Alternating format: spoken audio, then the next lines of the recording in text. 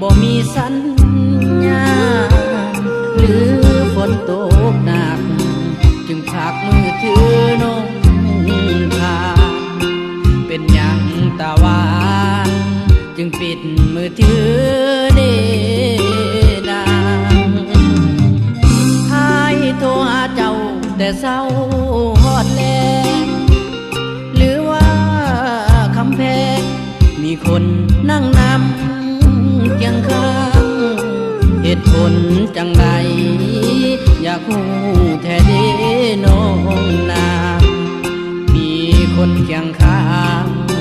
จึงปิดมือถือนุ่งเหงาปิดเบอร์คงบอกปิดใจน้องหัวใจสิห้องคงน้องคงยังว่างเปล่าหรือลืมสัญญา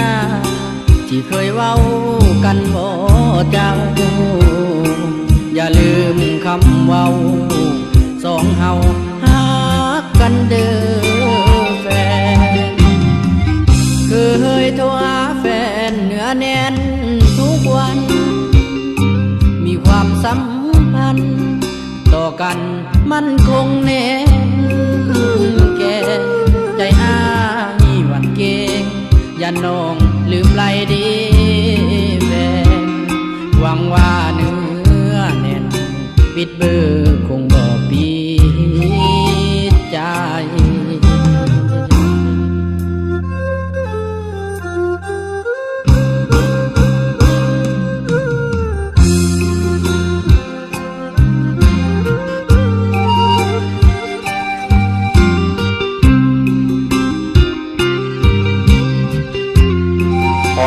ไอซิโคลากับไปเรียนในเมืองสกล3 เมษายนปีหน้าไอซิกลับมาโดยน้องสาววันฉันปิดเบอร์คงบอกปิดใจน้องหัวใจสิห้องคงน้องคงยังว่างเปล่าหรือลืมสัญญาที่เคยเว้ากันบ่เจ้าอย่าลืมคำเว้าสองเฮาฮักกันเด้อแฟนเคยโทรหาแฟนเหนือแน่นทุกวันมีความสัมพันธ์ต่อกันมันคงแน่แก่ใจอ้ายหวั่นเกรงอย่าน้องลืมไหลดี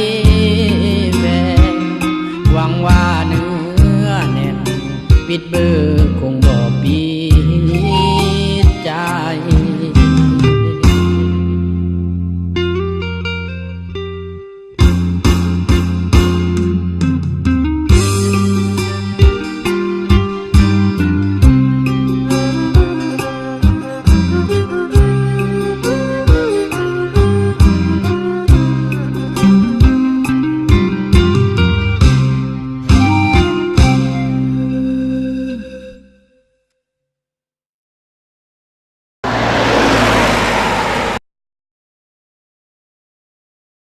มอนไอกลับมาแล้ว